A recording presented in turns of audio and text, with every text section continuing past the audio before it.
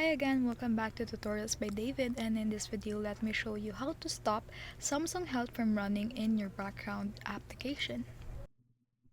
Hi everyone, so you want to stop the Samsung Health from running in your background. So here's a step-by-step to do it.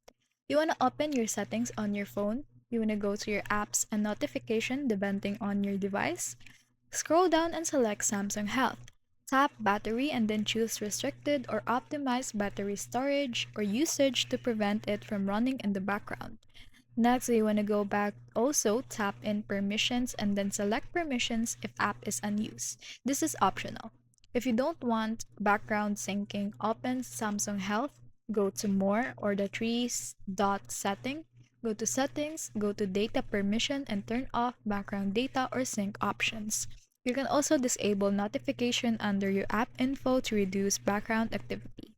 Keep in mind that if you completely restrict Samsung Health, it may stop tracking steps or syncing data in real time. For lighter control, just limit background activity instead of fully disabling it.